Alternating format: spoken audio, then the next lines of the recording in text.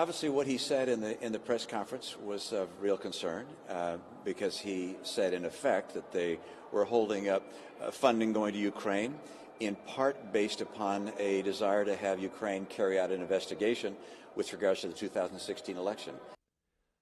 Why is that a problem? Someone tell me this. Why is that an issue? That's a completely legitimate line of inquiry for our government. And yet we never hear about this. We never hear the other component here. I mean, first of all, what team is Mitt Romney playing for? Well, we know it's Team Pierre Delecto. He's playing for Team Mitt Romney, and I got to say, I think that I'm a relatively savvy customer, a savvy cat, when it comes to these different politicians, because I think they're all pretty much shady, and you can't really trust them, and they're very full of themselves. But I didn't realize what a narcissist Mitt Romney was. He hid it really well with all that gee golly, aw shucks stuff back in the day. And now when his party and the ideology that he supposedly stands for of conservatism could really use a little bit of help, he is just kicking them in the back as they walk away all the time.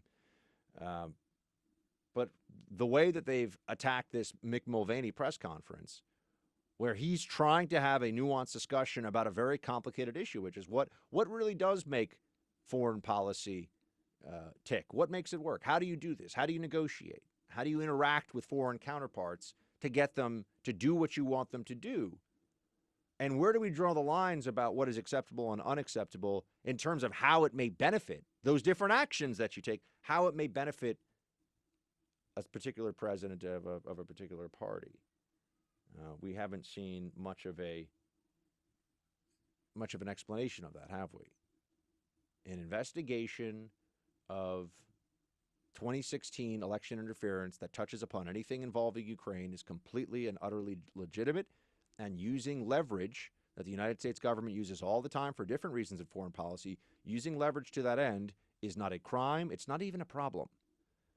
You know, we had our friend Andy McCarthy on last week, and he talked about this. Yeah, the way that Trump has gone about this is unorthodox and perhaps problematic, but let's also remember that's, one, not enough for an impeachment and removal from office. That's just crazy.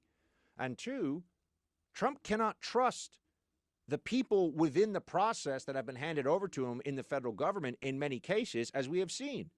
All these leaks. Look at this deep state effort from within the intelligence community once again, after the Russia collusion lie, and that failed. Now you have another effort from within the intelligence community to try to take him down based on this Ukraine phone call.